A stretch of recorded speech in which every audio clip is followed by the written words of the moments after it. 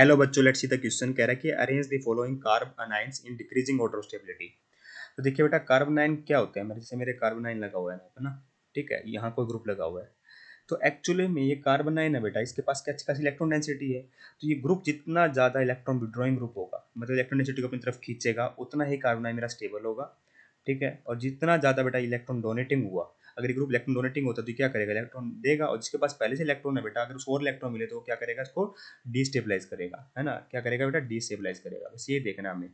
ठीक है, अगर CH2 नेगेटिव है बेटा, देखिए बेंजीन तो सब में कॉमन है, फर्क क्या आ रहा है बेटा, इस ग्रुप का आ रहा है। यहाँ हाइड्रोजन है, जैसे यहाँ पे मिथाइल है, यहाँ NO2 है और यहाँ OCH3 है। तो हाइड्रोजन चलो ना बेटा, ना इलेक्ट्रॉन डोनेट करता है, ना एक्सेप्ट वो विड्रॉ करता है। ठीक है, पर CH3 क्या बेटा मेरा क्या लगाता है, प्लस आई इफेक्ट भी लगाता है, प्लस H इफेक्ट भी लगाता है, मतलब ये इलेक्ट्रॉन डोनेटिंग इफेक्ट ग्रुप है। तो ये क्या करेगा, डिस्टेबलाइज करेगा। अगर आप 1 और 2 में कंपेयर करोगे तो बेटा कम से कम हाइड्रोजन डिस्टेबलाइज तो नहीं कर रहा, चलो भले इलेक्ट्रॉन विड्रॉ ना कर रहा हो, इस कारण से बेटा मेरा 1 वाला ज़्यादा स्टेबल होगा सेकंड से। तो थर्ड को लागू बेटा, NO2 बेटा हाईली इलेक्ट्रॉन विड्रॉइंग ग्रुप है, माइनस M इफेक्ट भी लगता है, माइनस आई इफेक्ट भी लगता है। ठीक है, माइनस M का मतलब बेटा मेरा मेजोमेरी इफेक्ट और इलेक्ट्रॉन विड्रॉइंग इफेक्ट लगाता है। ठीक है, काफी स्ट्रॉन्ग इफेक्ट होता है बेटा मेरा मेजोमेरिक इफेक्ट, उसके बाद आता है बेटा मेरा हाइपर कंजुगेशन, फिर इंडक्टिव इफेक्ट आ रहा होता है।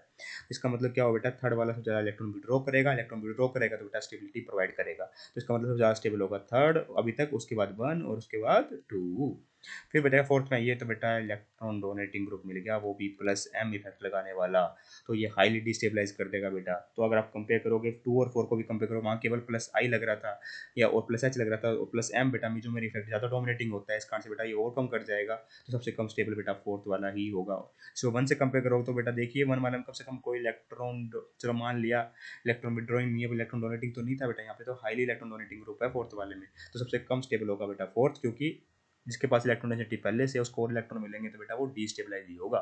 ठीक है, तो सबसे ज्यादा स्टेबल होगा 3 1 2 4 है, ये ऑर्डर बन जाएगा 3 1 2 4 होगा। 3 1 2 4 ऑप्शन नंबर फोर्थ में करेक्ट लिखा हुआ है। I hope you got the answer. Thank you so much.